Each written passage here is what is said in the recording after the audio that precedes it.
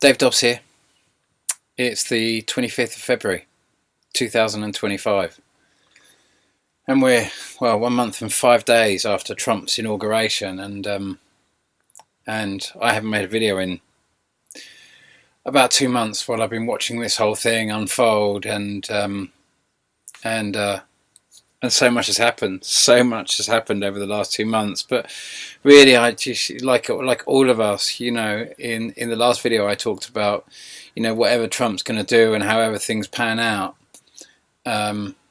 try to remember in all of this your own intentions of where you're going and where you want to see things go yourselves. The bigger picture, the peace or the war that you might want to see kind of like prevail through this. And I'll remind that some people really want war to happen here, and some people really want peace, and everyone's shouting peace, including, I think, the ones that want war. And so there's been, this whole thing in Ukraine that's playing out right now. Before I start talking about the flybys or anything else like that, and I've got a whole plethora of flybys to show you, because there's actually been much more. There's been much more going on than I was really imagining there would be, and this big shot that I've got here that came up on World of Signs on the 14th of January 2025. It was the 14th of January this year. Oh, actually, it's dated. Look, it's from the 10th of January. So, but what an incredible shot! And that is a flyby coming in. The flyby that, we're going to explore all of these. We are going to explore all of these, but before I keep going on, go on any further, I've just put a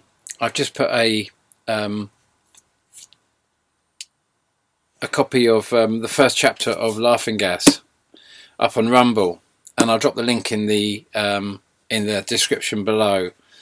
So I'm going to start releasing this now, because when I wrote this, you can imagine when I published this, and I know that you guys have all heard this a million times, because I've been going on about this since 2014, when I made my first video, when the Ukrainian invasion, when the whole coup started in 2014, and I'd been running for mayor of Bristol in 2013, shouting out, "You can see where this is going. You can see that Europe's being pulled into a war."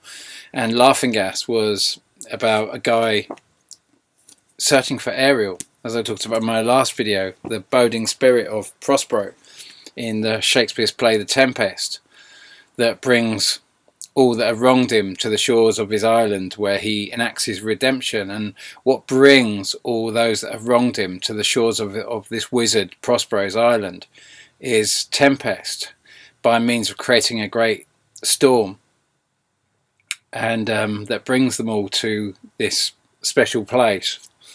And so and the first play was performed. The first time the play was performed apparently was in 1590, 2 years after 1588, when the Great Tempest had completely annihilated the entire Spanish fleet, with a little bit of help from Elizabeth I instructing the master and commander of the fleet, Sir Francis Drake, to set fire to half the fleet and let the wind take the fleet into the Armada if the wind did indeed blow up. And it did. It blew up into a massive storm, and the ships had to cut their anchors. The Spanish fleet had to cut their anchors where they were waiting to ferry all the troops basically to England to begin the Inquisition for real, and the whole thing fell apart because of this massive storm. They cut the ships, the captains kept their anchors to avoid the burning fleet that were heading towards them being blown by this mighty wind, having no idea they were setting sail into the biggest storm that would hit for centuries. For centuries, or at least for a century or so. It was going to be, they were sailing into the biggest storm ever, gone with the wind, not a single loss of life. And I explore this in Laughing Gas. And when I wrote Laughing Gas, it was about a guy that was kind of like that saw in a vision his country being used as the Trojan horse to break up the European alliance and feed Europe into a war against Russia, and watch the whole thing backfire massively as everyone pulls out, and Britain's left on its own, and massive financial collapse comes in, and as a result of suddenly being isolated, because everyone realizes it's a war that just can never be won, and they pull out, and in the economic crash, Britain is forced into a situation where it has to go to war, but this massive tsunami comes in, and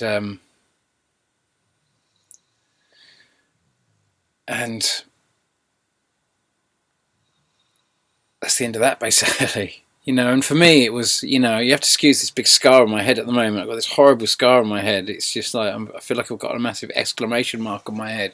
I fell in the engine bay of my boat. The boat's broken down. Everything's in kind of a bit of a disarray at the moment. So I've been not in the best state really. And but then I went at night. Everything's no power. Blah blah blah. I got into the back. Forgot I'd taken the floorboards up. Put my foot down where the floorboards normally are. Fell straight into the hole of the engine bay. I tried to grab something, completely missed it, and smacked my head on the cross members of the boat. And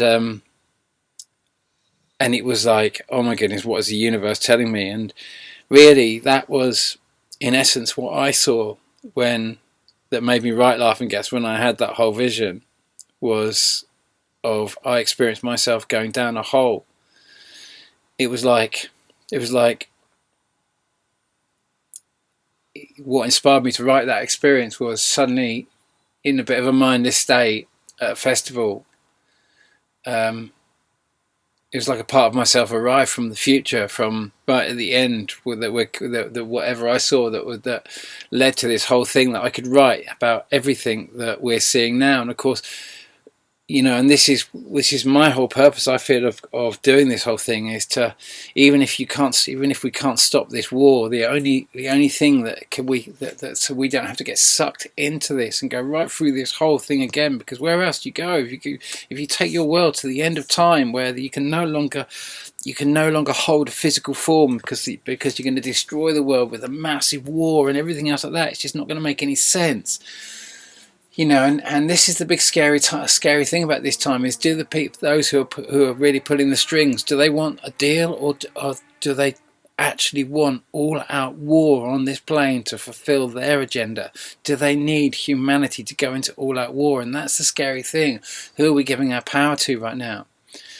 And it's now because America's pulling out, and it become very, very difficult, and suddenly it's seen that kind of like, we just don't know what Trump's on in this equation. Do you know what I mean? Really, he's saying he wants this massive deal, with all the minerals and everything else like that. There's kind of like France is gonna have to kind of like, France and Britain are going to be the main kind of like the main enforcers of this deal, which means that Britain is going to be set up exactly like I'm describing in my book Laughing Gas, which is, when I wrote it, people were saying, we're never going to leave Europe, what are you talking about? And I was just like, I think we will. I just think it's just like heading to that direction. I did everything I could since 2014 when I started doing all of this to try and shout out what's happening. And of course, people just don't want to look at that, like knowing what happens beyond if we left Europe, that we would engage in all this crazy antics, that all this stuff would unfold, that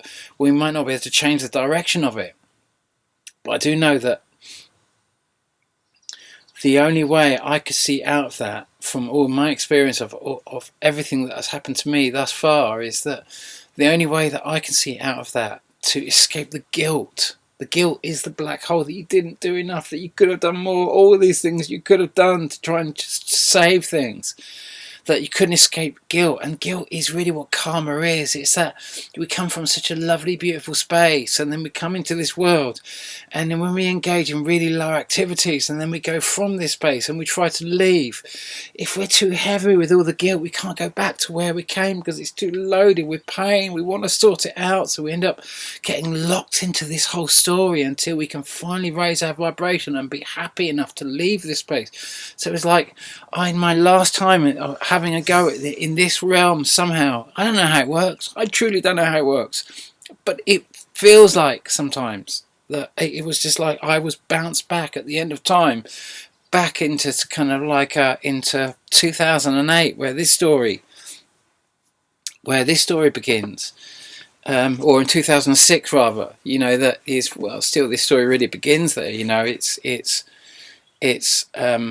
you know, and it's based on a true story. You know, I've obviously made it. You know, I had to throw a whole crazy kind of like shipwreck into this story. So I've had to kind of like move things around, change things a little, add a lot of kind of embellishments and stuff like that as well, to kind of like to kind of make the story work and to recapture the telling in my own way of the Tempest, because that's what it is. It's the retelling of the Tempest, but it's also a journey for anyone and everyone who realizes and can see, you know, the Tempest opens with a crazy storm, you know, with everyone on board the ship crying out for the captain to wake up to what's going on, to the crazy storm he's really in, to the rocks ahead of him, that everything, but he's in another story completely. He's not there. He's away with something else, and now we come to this crazy juncture of, you know, if you know, for those that are this is, think about this in terms of, don't think about this in America or Britain. Think about this as the dollar and the pound and the euro, and at the moment the dollar is just all dollars and no cents. It's got to kind of like get some real wealth back because it's all going out and not coming back. So they want to change this, and they want to kind of like create as much revenue in every which way as possible.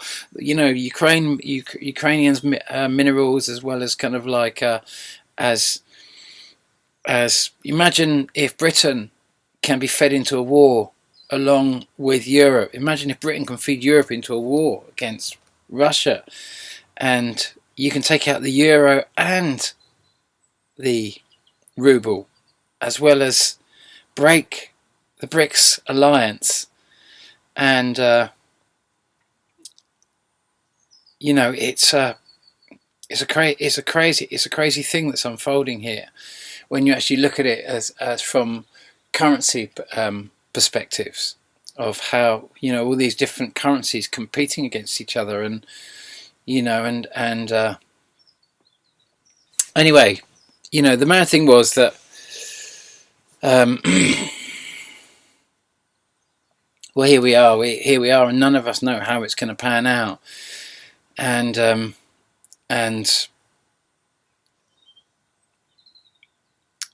you know, it's you know, Britain is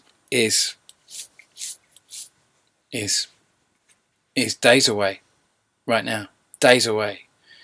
You know, we saw on the front cover of the Sun just recently, it had a British soldier, but he was well, I think he's still a British citizen, but he was a fighter for the French Foreign Legion. Yeah, 18-year-old fighter. Because it's mercenaries at the moment that are mostly assisting the Ukrainian army at the moment, and now we heard that a French Foreign Legion fighter was killed. It was, you know, for the Sun they were saying was the first British soldier killed. I believe they were saying something along those lines anyway, but you know, it was just like, okay, and if we send 30,000 troops to the front line, that would be 30,000 troops fighting on the front line. I don't know how many troops are dying each day if that sort of fighting actually came out, but there would be a lot of troops. That would be to keep 30,000 troops in the field with, you know, up against incoming Russian invasion, and they're moving in massive volumes this would consume, I don't know how many people would die to keep 30,000. You're talking about, whilst Trump draws up a deal, and we keep this fighting force up. It's just like as soon as British troops go on the ground in Ukraine, it's we are basically at war with Russia for real. And this could go different ways. This this could be sold as a deal. This could be sold as a deal where it becomes very profitable for Russia, and they realise actually we could feed army into this. The British could feed army into this. France could feed army to this, and any other willing kind of like countries, and these economies could slip into wartime economies and just start making money out of war and slip into that, and then draw more and more countries into that because they can't afford not to be in that, and suddenly it becomes a wartime relationship, and where you just see how long you can keep the war going on for because it's so profitable, and then the relationships start changing again because two parties that are in a controlled war can make a lot of money and depopulate and wield great power, and China would be very concerned about that because obviously Russia is, we've got to think about this. Russia is kind of Orthodox Christian. The kind of the first thing that they kind of like the first thing that Ukraine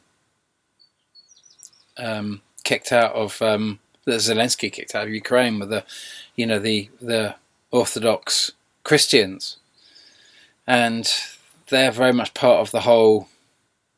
They're very much linked into the kind of like what brings all these religions together as I can see in terms of Orthodox religions is their kind of like is their understanding, their kind of connection to when the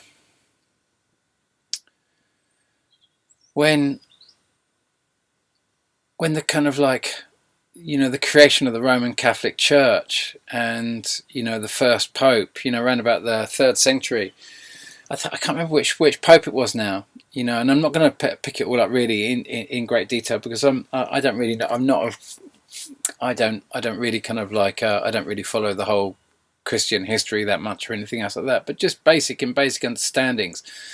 The kind of like the biggest kind of like understanding the story of Christ, I think, from a perspective of what was being created or what was brought together in the 3rd century by the Romans that actually brought together the Roman Catholic Church, where the last Roman emperor becomes the first Pope of the Roman Catholic Church, was the kind of the rites of Rome, if you like, the rites of ceremony, the rites of how the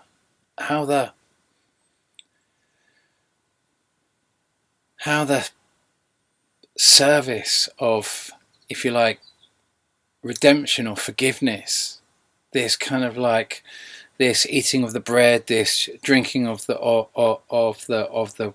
blood of Christ, of the wine, this whole ceremony, and how one body can claim that they can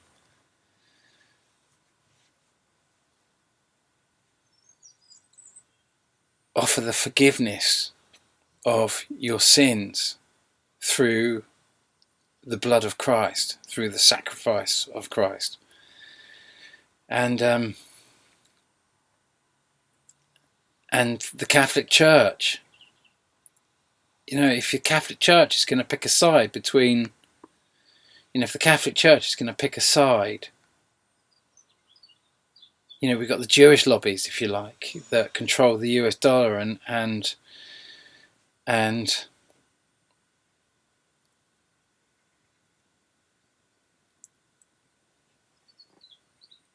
we've got the Catholic side, which overall, if the Catholics were to choose between the Chinese and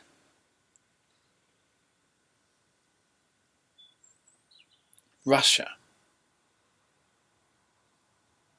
considering that the Russians are Orthodox Church, they're more likely to do. You would have thought they would have been more likely to do a deal with a kind of like Catholic based kind of like. I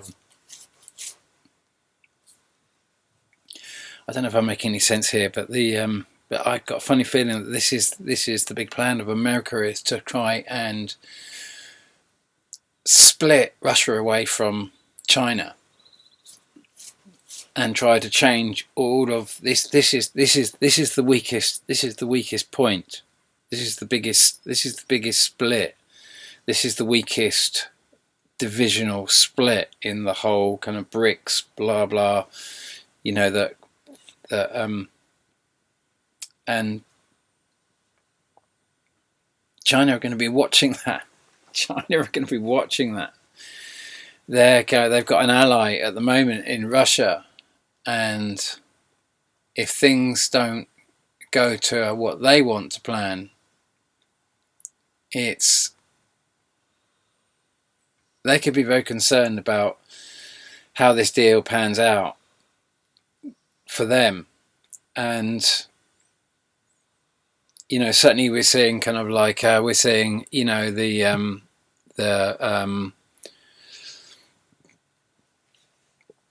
live fire drills by deadly Chinese warships rattles Australia.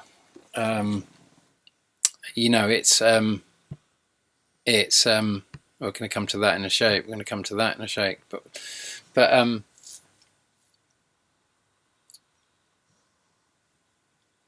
the moment it's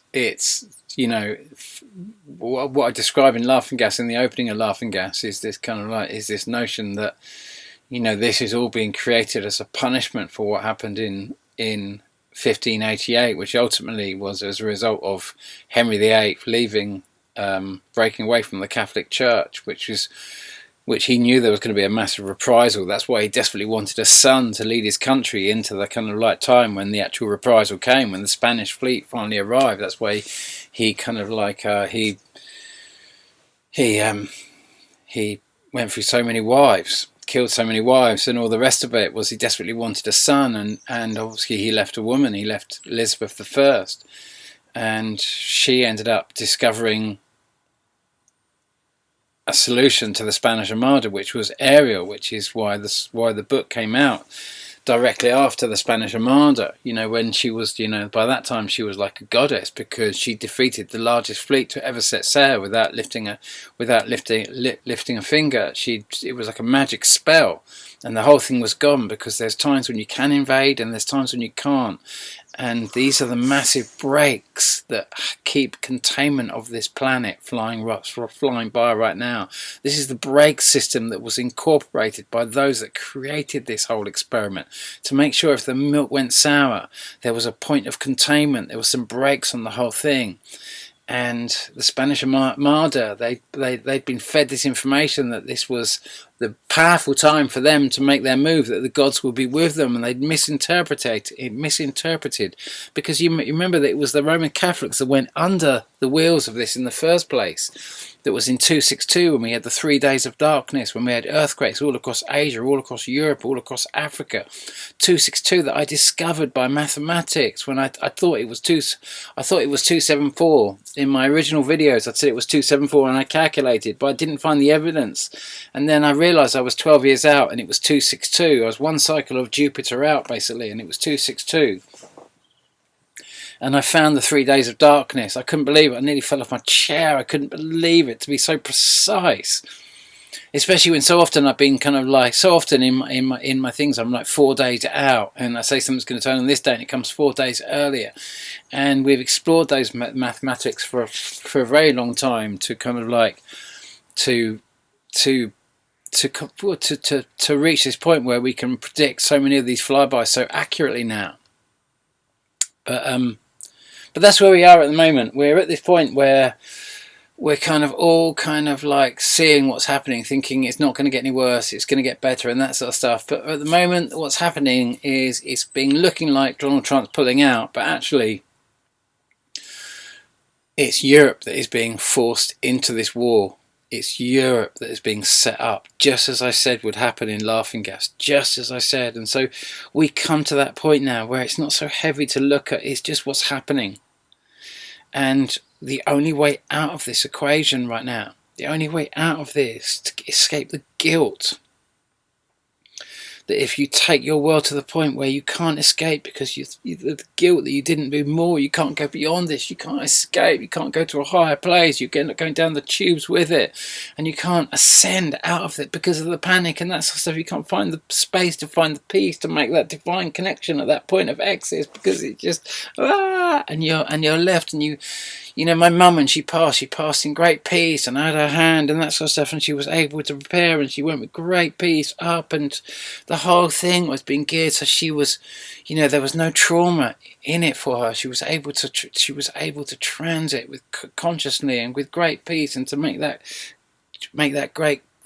connection, and what I experienced on that day, when I got bounced back to 2006, if that's what happened, why I had to see the whole thing, because I arrived in this great pain in my heart, and I realised that I must have known that experience to have that unbelievable pain. I'd come back with that karma, if you like.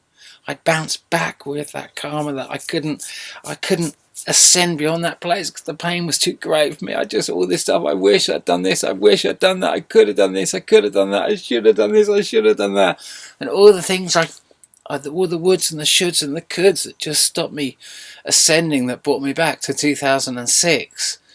You know, maybe it's not like that. Maybe it destroyed my life. It didn't destroy my life. It turned my life upside down. It turned it inside out.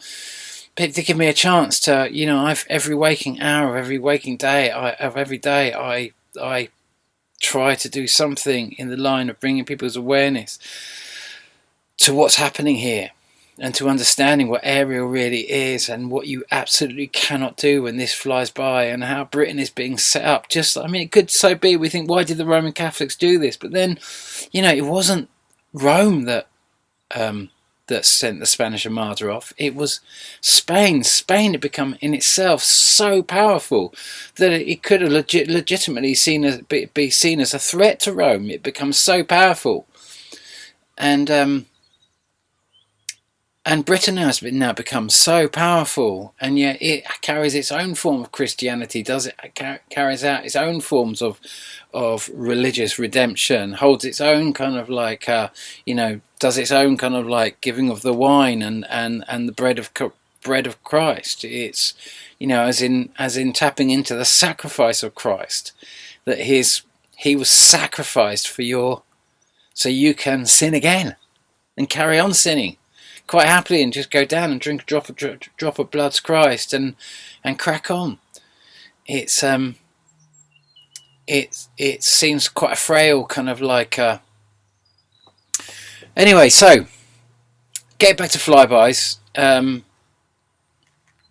You were actually finished where I was going. That really is.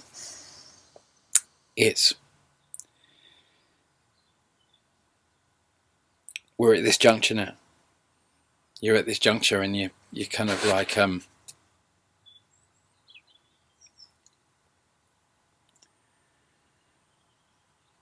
you know, like, you can read Laughing Gas now. You know, you can go on that journey, or at least I can read it now and go on that journey with you and take you on a journey, because we're in that space now, we're in that time now, and all of us are going to decide. Like I say, the only way out of this for you or me right now is to do everything you can within yourself to try and avert the destruction of this planet through all-out nuclear heck, and everything that you can do to change the course of this right now will open up that pathway. You've got to cut away. That's what you've got to do. You've got to unburden yourself with the woes of all you could have done. And I've got to take that as well. I've got to kind of like, you know, I've got to do that as well myself as well, which is probably why I just constantly do all this. But the you know, it's going to be a very, very difficult transition to do this if we allow this to unfold. And so, you know, everything you can do to wage peace and to encourage people and make people realise that Britain is being set up here. We're all being set up. We're all being led into a war, and what I'm praying is the outcome of this, at the end of this, is that we're all going to realise, all of us are going to realise that we're all a force that is trying to break this world. It's trying to take us all to war against each other. And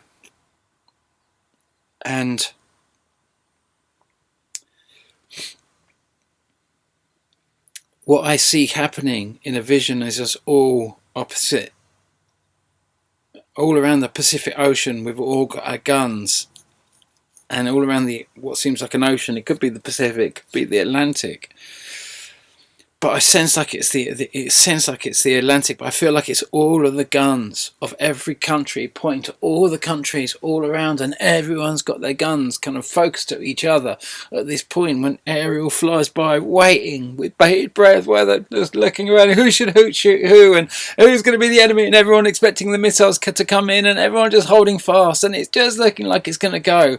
And then Ariel flies by, and singularity occurs on this planet in that moment, and which is to say that the machine that is feeding the ego consciousness into humanity is destroyed on that day by a massive bolt of lightning, just like what happened to Mars on the 14th of October 2016, when we saw the massive plasma bolt that came out of Jupiter and hit Mars, you know. And there was the two that came in. That was kind of like that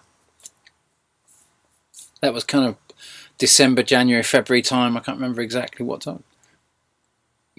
January, but you see the pair coming in there. You know, we're going to talk more about that.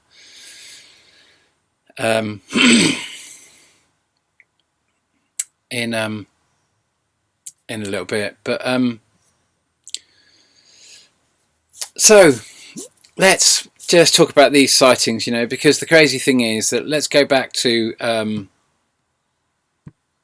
let's start with the 27th of December. Isn't it interesting that the tsunami happens in Lima on the 27th of December 2000? That's one day after the tsunami that happened in 2004.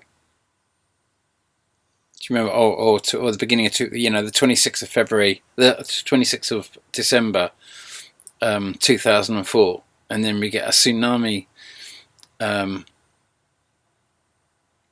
the 27th, the day later. Isn't that interesting that we, you know, when you start thinking about fundamental entrance and exit corridors of an object, of things coming in around the front edge of our sun and going out. Like I say, this model is so out of date now. All my models are out of date now, really, and they need massively updating, but they nonetheless give you some kind of like, but you know, you can picture an object moving forward, like our sun going forward, and objects that come in and go around the front edge of our sun. You know, there's fundamental exit and entrance corridors, and we're really starting to understand that we've just been past a massive entrance and exit corridor, basically. And so we've seen a lot of activity, and we've just gone next to the big dwarf planet that I've got over here in this model. And like I say, all these models need a lot of work now to recorrect. They've all got aspects of truth in them, but they've all been superseded by kind of like slightly different, slightly new details, and now I've got more information to add to them that I can correct them enormously, but that's going to take a while. But nonetheless, that was quite interesting. So we thought, so you kind of knew that we must be close to something. And I'd said in my last video, I was like, you know, we have to come past this, as in the big dwarf planet that we're all really, that is just sitting there next to us, because we've, you know, that was the, if we go back to 262 on that model, when we were right next to what I'm calling Pluto in this model, but you know, we can call it Pluto, we can call it Uranus, we can call it Neptune, we can call it Jupiter. They're all the same thing. We created every 84 years, and we went further and further and further away, and until we were right opposite each other about 1,000 years ago. And you know, this whole thing takes 1800 years before we sync up. But now we come up to Galileo's time, and then we go over to kind of like Isaac Newton's time, then William Herschel and Uranus's time, and then Neptune, and then, you know, and then Pluto, and then 84 years again. We're gonna come back up to what all that we've seen just lately, and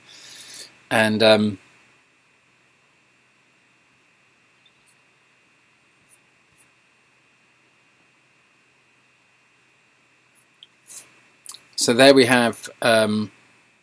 Anyway, so that was, you know, this is us going right next to this, the dwarf planet, and experiencing the earthquake on the same day. And there's a lot of other detail. I'm not going to go too much into detail of why we experience it now and not every other time. And it's really just because the big red one, the big blue one, and the big red one are in a orbital relationship. So they're constantly moving positions. So they're only periodically coming closer and closer to our sun. And whether or not we're there at that point, right at the point of rotation. But nonetheless, I found that quite interesting. Then we have a comet going by, and we've seen the objects in my previous videos. I've shown the objects coming back in and heading towards whatever we want to call the big red dwarf planet. And I thought that was quite interesting. That was on the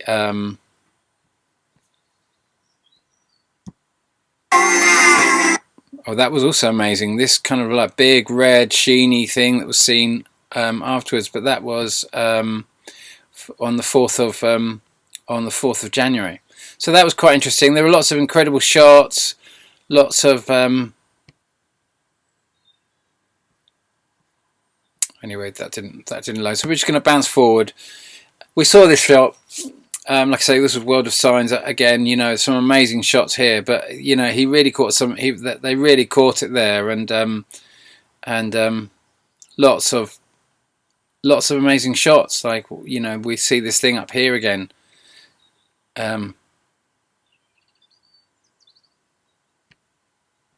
What's causing that? You know, what's the light bouncing off to create that? You know, for me, this is massive systems up in the sky, but you know, we saw the actual flyby, and then we saw this shot. I mean, this is just incredible. We see the object coming in. This is all the gas cloud that's actually gathered around the object as it comes in. This was on the 17th of January 2025. You know, and so we come now back to remember when this shot came in on Trump's inauguration on the 20th of January 2017. Ironically, he gets another flyby on.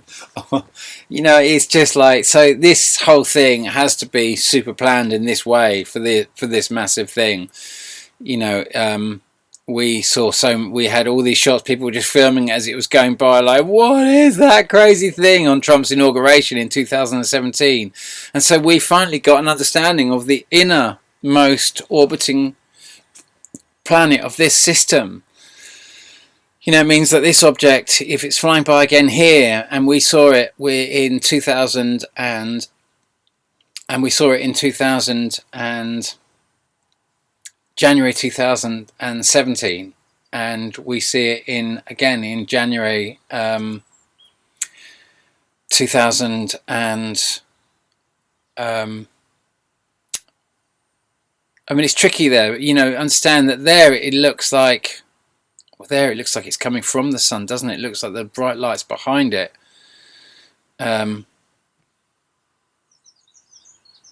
There it could be either coming towards or from the sun, really. It's quite difficult to say, but it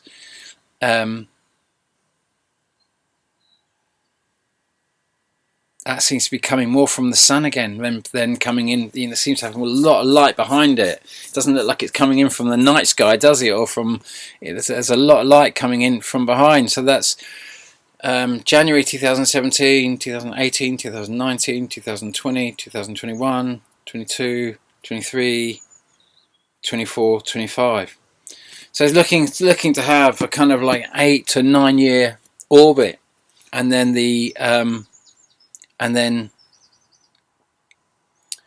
the big blue one is looking to have a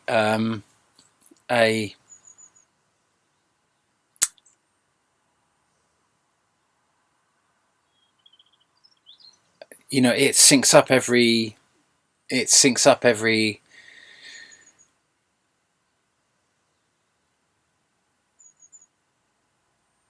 11 years. And so we have kind of 8/9, 11, and then the pair, which is actually 3, because we got a third. We see 3 of them flying together when they leave wherever they're orbiting, that have 13-month orbits. So they take 1 calendar month longer to do a full orbit of whatever they orbit, and the big blue one takes 1 calendar less than a full year to do a full orbit. And obviously these, I'm not too sure what that makes it per. I'd have to get my calculator out and work out exactly what that is, but they're like it's taking this one syncs up every 8 to 9 years. Well, there it is, coming up to the same place. And 2004.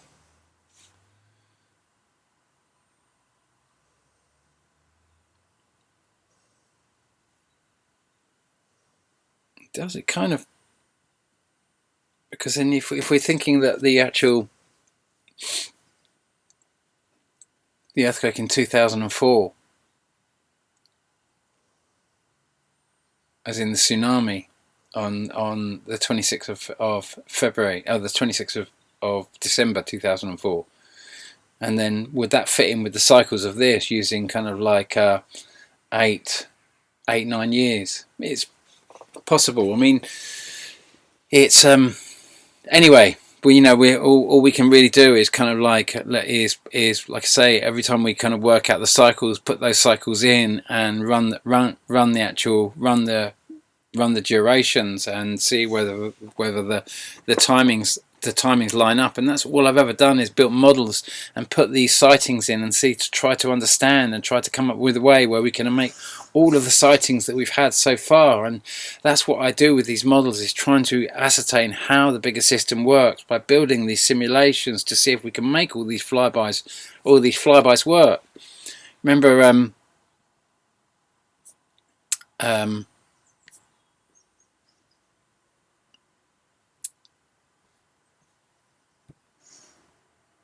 there's been a lot of volcanoes going off. There's been one hell of over 45 volcanoes going off, 2 earthquakes, one on January the 7th and one on February the 8th. So they're very much around those times. And isn't it funny that these dates keep reoccurring? These big dates. We've had 2 big earthquakes in Taiwan in 2016 and 2018. Ironically, are both on the 8th or both on the 6th of February. There's something very telling about what's unfolding here. But notice that these are on the same time of the month. Implying that this is something coming in and going out on that trajectory as the Earth has kind of like more implying that this is more likely connected to the movements of the moon, and of the moon coming round the Earth and being in close proximity to an object that's coming in on one side and then going out on the other, and that the moon has been somehow involved in these somehow. The big earthquake that happened on the 20th of January 1939, that Carlos Ferrada predicted, happened either on the full or the new moon. And you'll see this kind of thing happen over and over again. The 28th of September 2018, when I'd said there'd be oceanic anomalies and a big earthquake, and sure enough, the big tsunami and earthquake happened on the the full of the new moon. Same thing with, you know, the 2004 tsunami happened even on the full of the new moon. And yet you get the other way, where moons like this, where we see this being the kind of like the neat moon time. And remember, you know, the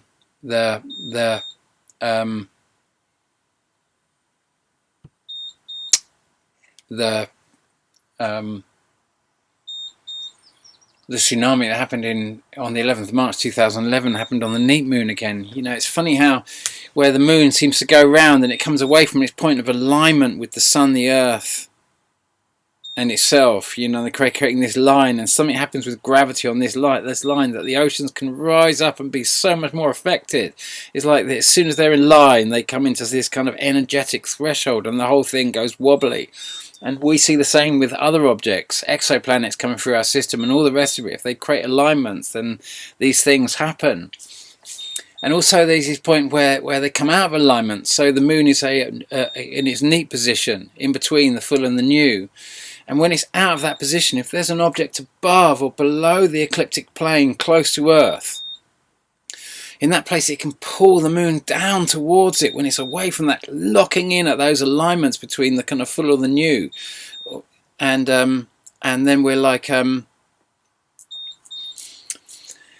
and then you're like, that's when you kind of reach this kind of like, that's when you're outside of those points of alignment, the moon can either be pulled down or pulled up. And in the case of Fukushima, the moon got pulled down. So when it came round, it pulled on the ocean, pulled on the Pacific in a way that it wouldn't be normal for it to push. It put more pull on the Pacific. And you can imagine that amount of weight acting down on all the fault lines and everything else like that. It's a no-brainer. Of course, there was going to be one little shift in the plates under those oceans, and you've got a massive tsunami.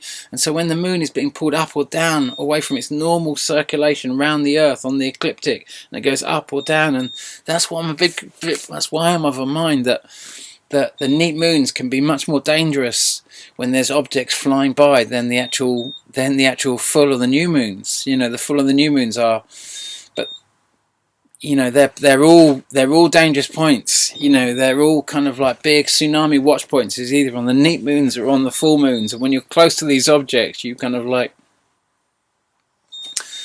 you can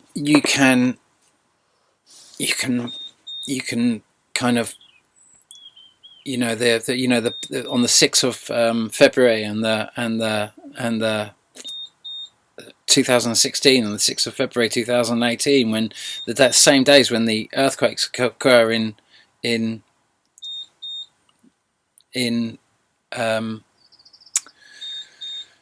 Taiwan. You know, one was on the neat moon. One was on the full of the new moon. You know what I mean? It was just a bit of both. But it's very rare. They're kind of like the big ones are very rare. They're either one or the other. They're very rarely random. You know, the massive earthquake that occurred in Sichuan in 2008, which I believe caused a massive financial crash, where the big blue one was crossed right in front of its kind of like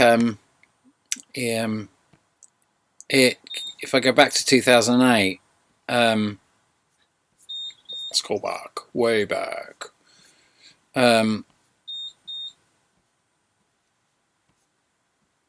Yeah, around about this sort of time. Is that right? Oh, that's the old model. Let me just come back to there. You can see it's coming. It's come around, and it crosses at this point, but it's actually, if you like, it's come under the sun from the southern hemisphere.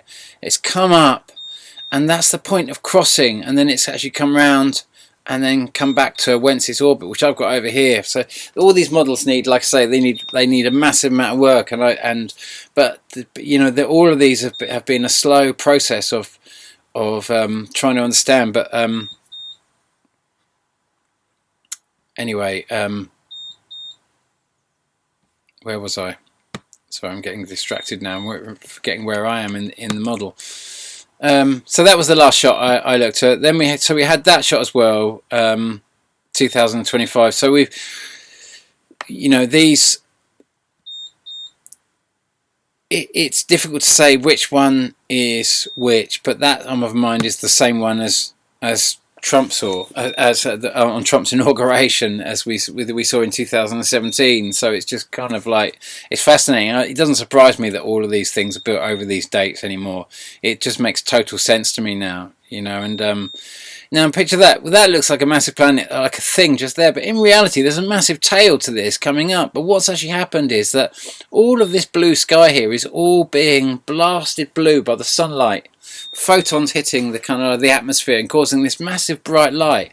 So there's all this activity, and what's happening is the light is also illuminating this whole tail here, but it's not as bright as all this sky here.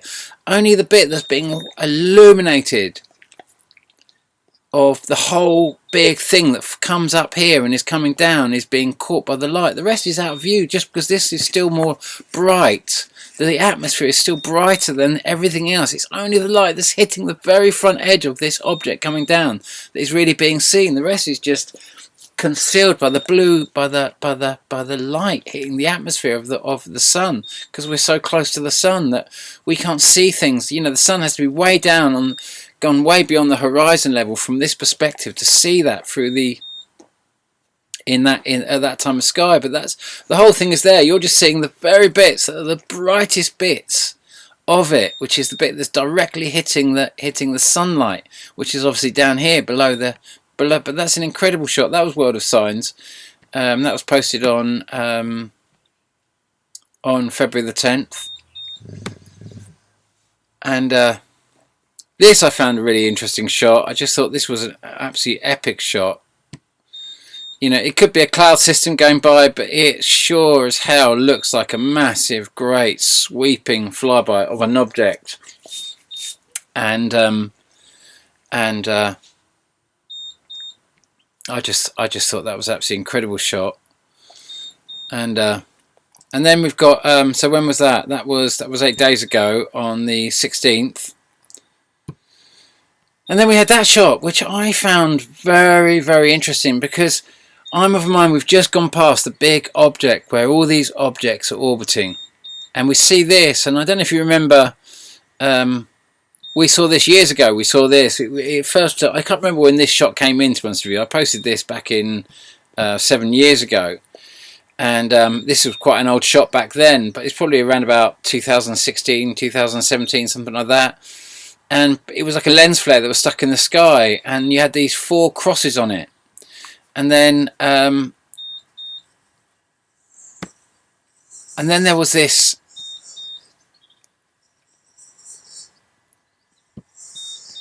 first sky monster was joined by another, which swallowed the tail of the one going before. But the two could... This is me telling the story of the Colburn Bible, which was the Colburn Bible, and it describes this whole thing. And I show you this massive thing caught by one of the... I think it was SETI B. I think it was SETI B.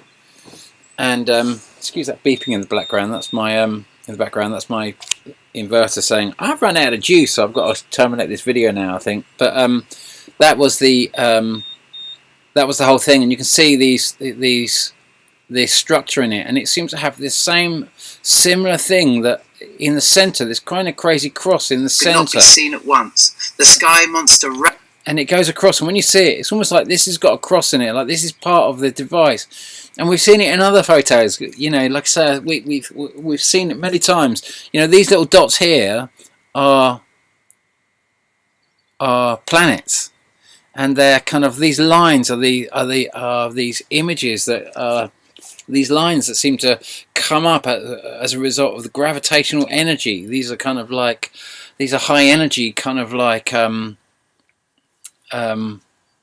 particle receivers. They're not like normal light imaging, so we don't really know what they're made of, what this thing is. But this is, down here is a tiny planet. You can imagine whatever this thing is, it's like something that's beyond anything you can conceive in size. It makes anything of like in Star Wars look dinky.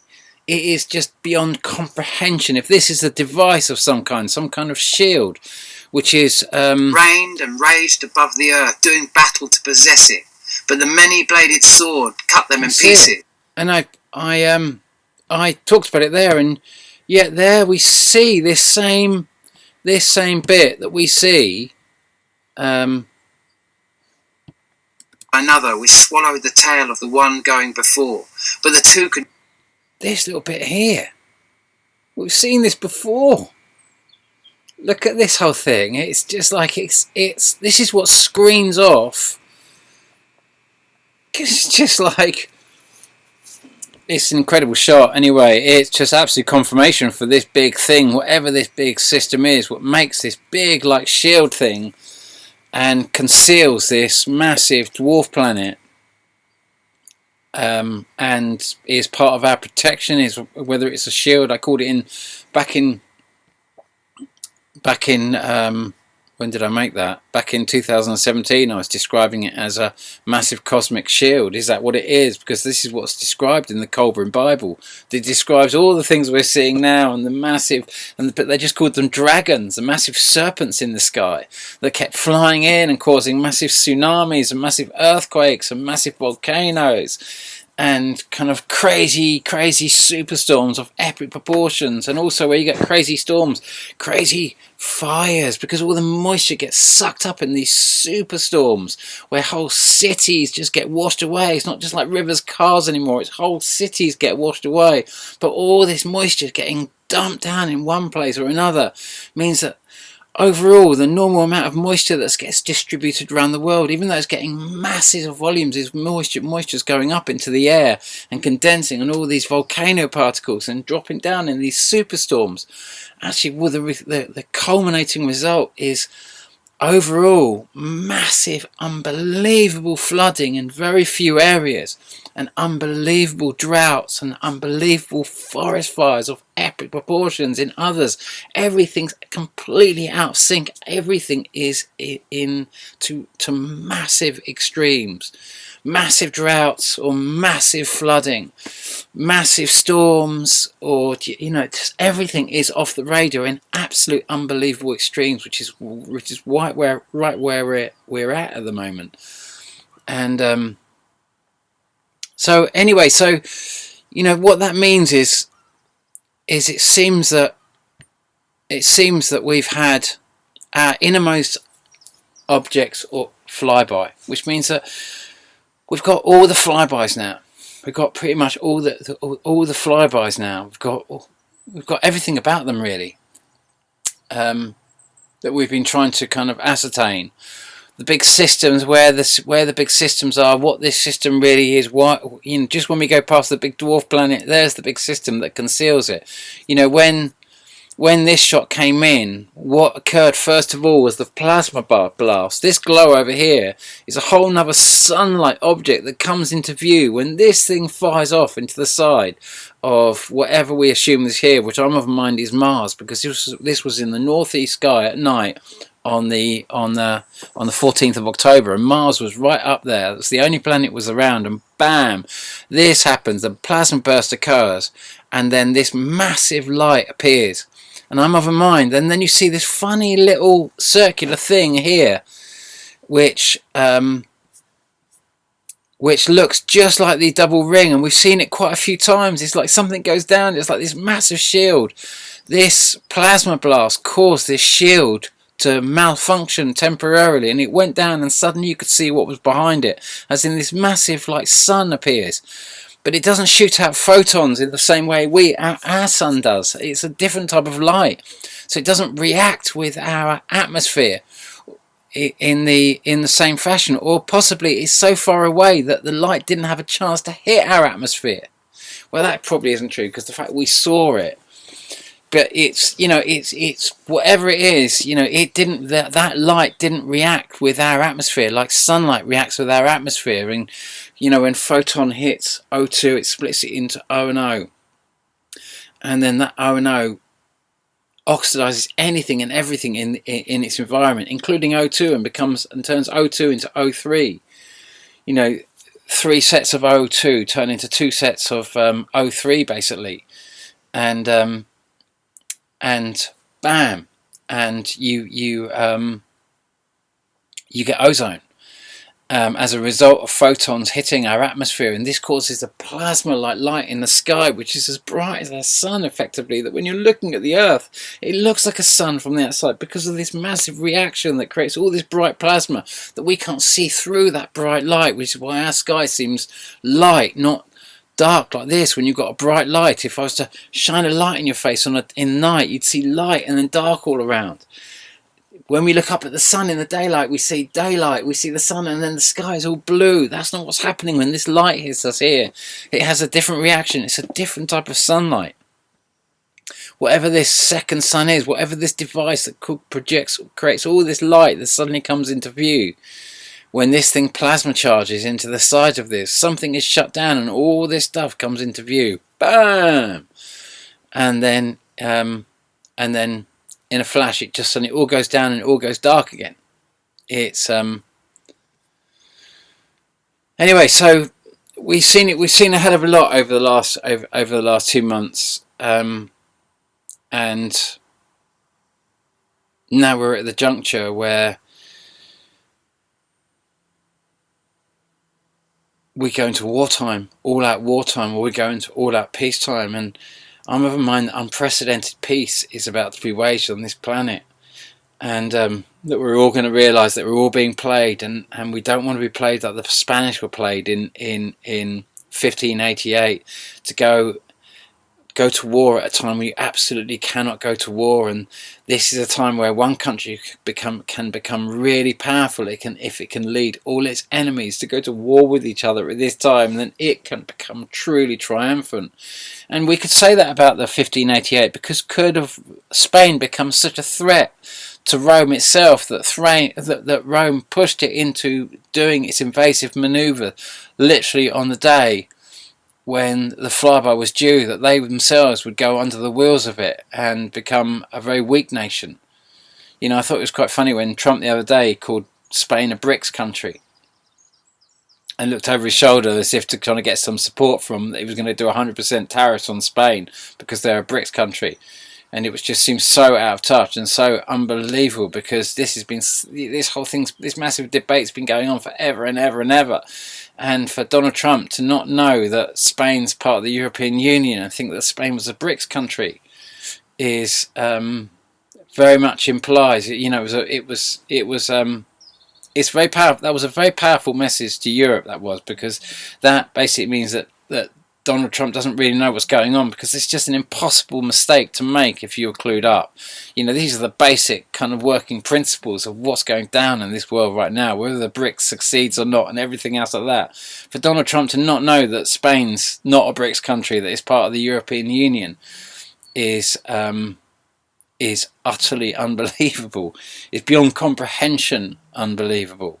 That a president of America, which means that he's obviously not the man running the show. You know, he's the front man, which is who's actually pulling the strings, who's, you know, he just cannot not know that and be at this stage. It's just, you know, whatever he is, it's obviously a much bigger theatre show. You know, he's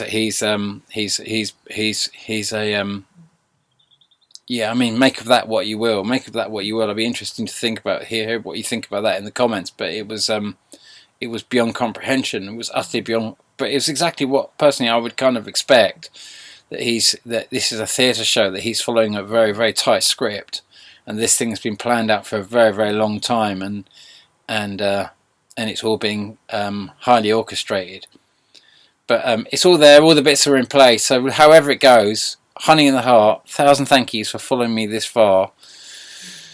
I'll leave a link for Laughing Gas, and we'll slowly release it. And we'll just do what I was going to do last year, but last year it was just too painful to do it for me to release Laughing Gas and you know, even then last year I just thought, you know, so many people think that Trump's second coming and blah blah blah and all the rest of it, and not seeing where this is really going. And so I thought, you know what, I'm gonna wait until we are all working. You know, I've released Laughing Gas, don't get me wrong, it's been out there forever, but no one's ever done a review of it or anything else like that in all these years, even though it describes all of these events in great detail unfolding. it's you know, it's a very, very difficult thing to touch, what's happening right now, and unfortunately it's whether or not you want to wake up at the helm of your own ship. It's back to Shakespeare. It's just whether you want to wake up and see the kind of like, see the nature of what's coming in, and work out ways to navigate through these times and realize what you can do, because the only thing you're trying to escape is not just World War III, it's the guilt of not stopping World War III. That's going to be your greatest thing, because where does a soul go? If you're part of the problem, you go down with the problem.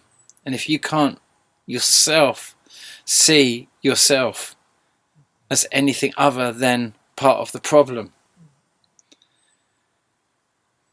as in you can't escape the guilt for all that you didn't do, all that you could have done, which means that you are part of the problem, then you'll have to go on a similar journey that I've gone on, and maybe that's what's happened to all of us. Maybe we keep just going bouncing round and around and around and around, desperately trying to find a way to escape and cut away from our own guilt, so we can ascend to a higher, better place. So the laughing gas is there for you to help you and take you on a journey through this time, because, you know, I wrote it in this head state, and here we are at that place. And so, honey in the heart, 1,000 thank yous, all the love in the world, and I shall see you soon. Take care, bye bye.